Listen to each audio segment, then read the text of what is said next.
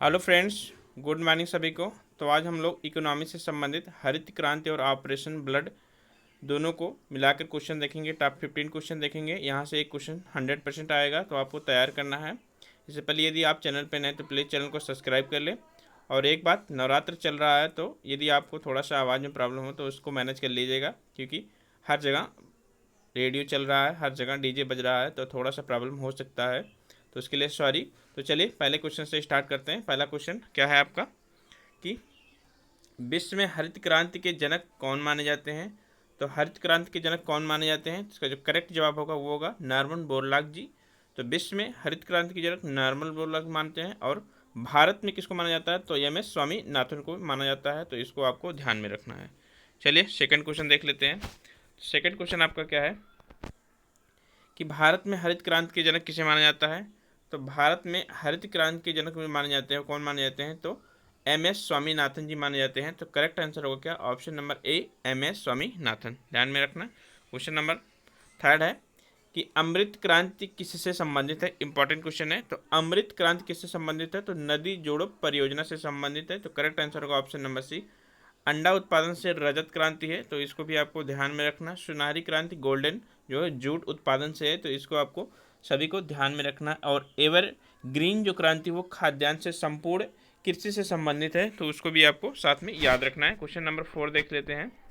तो 4 है कि हरित क्रांति का प्रमुख पादप फसल कौन था। इंपॉर्टेंट क्वेश्चन है। तो हरित क्रांति का जो प्रमुख पादप फसल था वो था आपका गेहूं। तो गेहूं प्रमुख फसल था। तिलहन, तिलहन में कुछ नहीं हो पाया था, तो ये आपका सबसे बेकार गया था तिलहन, तो इसको भी आपको ध्यान में रखना है मोटे अनाज में। नेक्स्ट आपका है कि भारत में हरित क्रांति सबसे ज़्यादा किस क्षेत्र में प्रभावित हुई था। तो भारत में हरित क्रांति किस क्षेत्र में सबसे ज़्यादा प्रभावित हुआ था, तो हरियाणा, पंजाब और पश्चिमी उत्तर प्रदेश में हुआ था सबसे ज़्यादा। तो करेक्ट आंसर होगा ऑप्शन नंबर क्या, ऑप्शन नंबर ए। ध्यान में रखना, इंपॉर्टेंट है।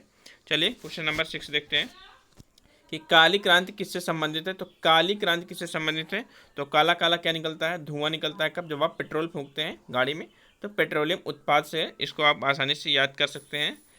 नेक्स्ट आपका है कि भारत में हरित क्रांति का प्रथम चरण कब स्टार्ट हुआ। तो भारत में हरित क्रांति का जो प्रथम चरण हुआ था वो हुआ था तीसरी पंचवर्षीय योजना 1966 से 67 के बीच, तो याद रखना है। ऑप्शन नंबर बी सही होगा। क्वेश्चन नंबर 8 है कि नॉर्मन बोरलॉग जो हरित क्रांति के जनक माने जाते हैं किस देश से संबंधित थे। तो नॉर्मन बोरलॉग जी किस देश से संबंधित थे, तो अमेरिका से थे। तो करेक्ट आंसर होगा ऑप्शन नंबर ए। हालांकि उन्होंने ज़्यादातर समय अपना कहाँ से बिताया, वो मैक्सिको में बिताया, तो उसको भी आपको ध्यान में रखना है।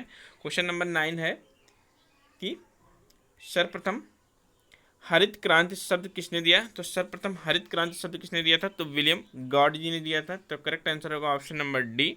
तो गाइस यदि वीडियो आपको अच्छा लगे तो प्लीज़ चैनल को सब्सक्राइब कर लीजिएगा। क्वेश्चन नंबर 10 है कि सुनहरी क्रांति किससे संबंधित है।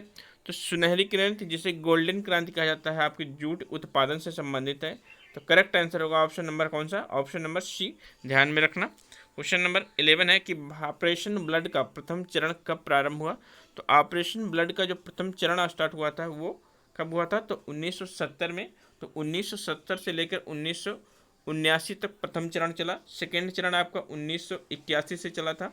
तो 1981 से लेकर 1985 तक कब चला, सेकेंड चरण चला। और थर्ड चरण आपका चला था 1985 से लेकर, तो सारे चरण आपको याद रखना, 1985 से लेकर 1996 तक चला था। तो इस बात को आपको ध्यान में रखना है। चलिए क्वेश्चन नंबर 12 देखते हैं। तो 12 कह रहा है कि राष्ट्रीय डेयरी विकास बोर्ड की स्थापना कब की गई। इंपॉर्टेंट क्वेश्चन है। तो राष्ट्रीय डेयरी विकास बोर्ड की जो स्थापना की गई थी वो जुलाई 1965 में की गई थी। करेक्ट आंसर होगा ऑप्शन नंबर सी। इसका जो मुख्यालय है वो क्या है, गुजरात के आनंद नगर में है, तो इसको भी आपको ध्यान में रखना है कि गुजरात के आनंद नगर में है। क्वेश्चन नंबर 13 देखते हैं कि श्वेत क्रांति के जनक किसे माना जाता है। तो श्वेत क्रांति के जनक जो माने जाते हैं वो डॉक्टर वर्गीस कुरियन जी माने जाते हैं। ये क्वेश्चन पिछली बार आया था, तो ध्यान में रखना, ऑप्शन नंबर सी होगा। क्वेश्चन नंबर 14 देखते हैं। तो क्वेश्चन नंबर 14 है कि निम्नलिखित में से किस क्रांति को लोक शक्ति क्रांति के नाम से भी जाना जाता है। ये इंपॉर्टेंट क्वेश्चन है, पहली बार आपको देखने को मिल रहा होगा क्वेश्चन। अच्छा क्वेश्चन है कि निम्नलिखित में से किस क्रांति को लोक शक्ति क्रांति के नाम से जाना जाता है। तो किसको जाना जाता है, लोक शक्ति, पावर रिवोल्यूशन। तो आपका तिलहन क्रांति जो है उसको लोक शक्ति क्रांति के नाम से जाना जाता है। आंसर होगा ऑप्शन नंबर सी। और आज का लास्ट क्वेश्चन है कि कृषि नीति तो कृषि निर्यात नीति 2018 के अनुसार किस वर्ष तक भारत के किसानों की आय दोगुनी करनी थी? तो किस वर्ष करनी थी? तो 2022 तक किसानों की आय दोगुनी करनी थी। तो करेक्ट आंसर होगा ऑप्शन नंबर बी।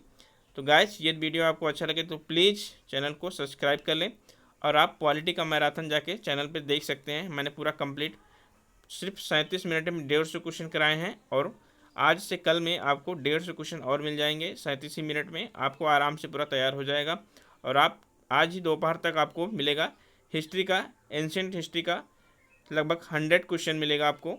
तो उसको भी आप लोग देख लेना, 100% आपका वहीं से नंबर आएगा। तो चलिए मिलते हैं नेक्स्ट लेक्चर में। थैंक यू, धन्यवाद।